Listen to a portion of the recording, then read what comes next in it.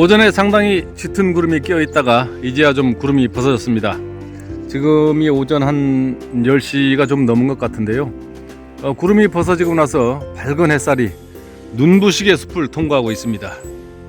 앞에 보이는 소나무들이 쭉쭉 뻗었죠. 정말 멋진 몸매입니다. 그동안 합천 쪽에 이제 산행을 하면서 보이던 소나무들은 거의가 육송 아니면은 이제 리기다송 군락이 대부분이었죠. 하지만 이곳은 우리나라의 등줄기와 같은 태백산맥 줄기의 일부이기 때문에 소나무들이 전부 이렇게 쭉쭉 뻗은 멋진 소나무입니다. 껍데기가 붉은 빛이 나는 적송이라고 하죠. 정식 명칭은 금강송이 되겠습니다. 어떤 이 태백산맥 그 줄기를 따라 능선을 따라서 자라는 이 적송 지역이 정말 멋진 지역이고요. 이곳은 이제 지역적으로 요 산 너머가 이제 그 우리나라 산반의 가장 그 핫한 메카죠. 말봉 산반 유명하지 않습니까?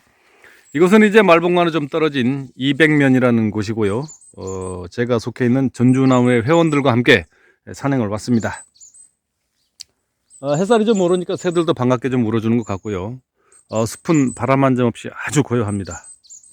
따뜻해서 좋긴 한데 지금 걱정이 많죠. 오늘도 최저 기온이 영상 12도, 최고 기온이 19도까지 올라간다고 하는데요. 난들이 동면에 들어가야 함에도 불구하고 지금 제 난실에서도 꽃송이들이 제법 통통하게 여물고 있고 또 송잎이 이제 길어나오는 녀석들도 있더라고요. 좀 걱정스럽습니다. 하여튼 이곳에 와서 오늘은 좀 부엽이 좀 깊이 쌓여있는 이런 산지이긴 합니다만은 그러나 역시 우리의 출란 대단히 강하죠. 이 깊은 부엽 속에서도 이렇게 싹을 올리고 키워내고 있습니다. 제 생각으로는 아마도 이게 계속 뒷벌보들은 도태가 되고 또 신화가 자라고 또 도태가 되고 아마도 좀 이걸 들춰보면 굉장히 많은 수의 구근들이 형성이 되어 있지 않을까 이런 생각이 들긴 합니다. 이런 곳에서는 이제 도 아니면 뭐죠, 엄청난 세력이 좋은 친구를 만나거나 아니면은 또 시원한 꽁탕이 기다리고 있죠. 하여튼 오늘도 즐거운 기분으로 상쾌하게 이 빽빽한 밀림 속을 누벼보겠습니다. 탐난 중에 아주 희망적인 난초를 한 축을 만났습니다. 왜냐하면 이제 이 오래된 적송 지역이어서 부엽이 굉장히 깊이 쌓여 있어 가지고 생강근 발화는 어려울 것이다. 저는 이렇게 이제 생각을 하고 거의 뭐 생강근에 대한 기대는 하질 않았습니다만은 지금 이것을 보니까 입성도 상당히 좋습니다. 생강근입니다. 이것도 작은 생강근도 나오고 있고요. 야, 정말 고무적인데요. 이 신화가 붙은 것 같고 이거 생강근입니다. 야, 이곳에서도 생강근은 자라고 있다. 더불어서 입성도 좋은 생강근도 자라고 있다. 야, 정말 뭐 희망적인 메시지가 아닐 수 없습니다. 야, 정말 입성도 괜찮고, 야, 뭐 기를 만한 난이라고 판단되지는 않습니다만은 여튼 생강근에서 이 정도의 입성을 가지고 자라고 있다는 것이 정말 큰 희망을 주는 것 같습니다. 역시 우리의 출란은 강하고 위대합니다. 산을 한 나절을 헤맸습니다만은 이렇다 할 난을 보질 못했습니다. 난 잎들이 전부 하달하달 이렇게 생겼습니다. 그러다가 지금 그래도 비교적 빳빳한 육질이 좋은 난 한 촉을 만나서 너무 반가운 마음에 촬영을 하고 있습니다. 보니까 뭐 양지 쪽이긴 합니다만은 약간 조금 확대를 해보겠습니다. 약간 이쪽에 어리어리한 것이 녹이 덜 찬 모양새죠. 흔히 이제 산에 다니시는 분들 말로 반이 깔렸다, 반성이다 이렇게 말씀들을 하시는데 전혀 근거 없는 말은 아니죠. 이제 배골도 좀 어느 정도 좀 비어 있는 것 같고요. 문제는 이제 우리가 이제 산채를 하면서 색화의 어떤 인자를 가진 그런 난을 이제 많이 찾아서 유치 해석을 하곤 합니다만은 어쨌든 그 색화 인자를 가진 그 인자가 한두 가지는 아니죠. 일단 자세가 좀 불편하니까 좀 편하게 앉을까요? 말이 나온 김에 좀 줄이고요.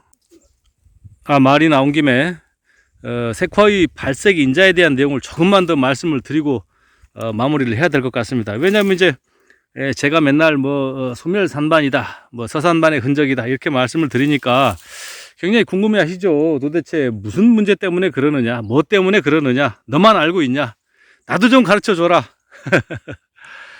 간단히 말씀드리겠습니다. 왜냐하면 이제 자세가 좀 불편하고 산지이기 때문에. 흔히 말하는 색화인자라고 하는 것은 이제 흔히 황화, 또 노랗게 피는 황화, 그리고 주구마, 이제 이런 그 황화와 주구마를 발색시키는 인자를 이제 등황소라고 하고요. 이제 전문용어로는 카로티노이드라고 하죠. 카로티노이드 이제 성질을 가졌다고 하고, 그 다음에 홍화와 적화, 그리고 백화, 자화, 이런 계통의 발색시키는 인자를 이제 안토시아닌 계열이다 이렇게 얘기를 합니다. 물론 이제 안토시아닌 계열 하면은 뭐 후라보놀, 크산토필, 시아니딘, 뭐 여러 가지 성분이 한 2가지 내지 6가지 정도가 합쳐져서 이제 홍색이냐, 핑크색이냐, 또는 뭐 적화냐, 이렇게 얘기를 합니다만은, 여튼 이제 뭐 어려운 말로 하면은 뭐 좀 영어로 하면 이제 네가 무슨 뭐 있어 보이지도 않으면서 있어 보이는 척하냐 이런 말씀 나올까봐 쉽게 말씀드리면, 황화와 주구마를 발생시키는 등황소, 그리고 홍화와 적화, 백화 등을 홍화, 적화, 핑크색, 자화 이런 색을 발생시키는 것을 이제 화청소다 얘기를 합니다. 그러니까 크게 색화를 발생시키는 크게 나누어서 등황소와 화청소로 나눈다 이렇게 간단히 얘기하시면 되겠고요. 더 간단히 말하면 주구마와 황화는 등황소, 황화와 적화는 화청소 이렇게 이제 분류하시면 일단은 이해가 쉬우실 것 같고요. 그 다음에 세부적인 내용은 뭐 이제 여러 가지 전문 용어가 등장하기 때문에 그건 생략하기로 하고요. 어쨌든 그런 것들이 이제 이 클로로필, 이 엽록체 안에 얼마만큼 포함되어 있느냐, 여기에 따라서 이제 이 난 잎의 색이 좌우가 되며, 또는 산반이나 서반의 흔적이 얼마만큼 남느냐 이런 것이 결정이 되겠고요. 그 다음에 이제 그런 발색 인자가 있다 손 치더라도 이제 또 온도에 민감한 부분들이 있습니다. 왜냐하면 이제 색화가 발색할 때 마찬가지입니다만은, 황화를 발생시키는 등황소 같은 경우에는 뭐라고 할까요? 지용성이죠. 단백질이 지용성이어서 물에 녹질 않습니다. 그래서 그런 경우는 꽃을 피우더라도 화통처리 일찍 해서 이 클로로필, 엽록체의 생성을 최대한 억제해 줘야만이 발색이 되는 것이고요. 홍화나 적화 같은 경우에는 수용성이기 때문에 물에 잘 녹습니다. 물에 잘 녹는 성질이어서 빛이나 열에 이 엽록체가 분해가 되죠. 그러다 보니까 홍화나 적화 계열은 온도가 약 5도씨 이하, 이렇게 온도가 내려갔을 때 그 엽록체가 파괴가 잘 되기 때문에 색이 잘 나온다. 그래서 이 화청소 같은 경우에는, 홍화를 피우는 화청소의 경우에는 저온과 햇빛에 잘 파괴가 된다.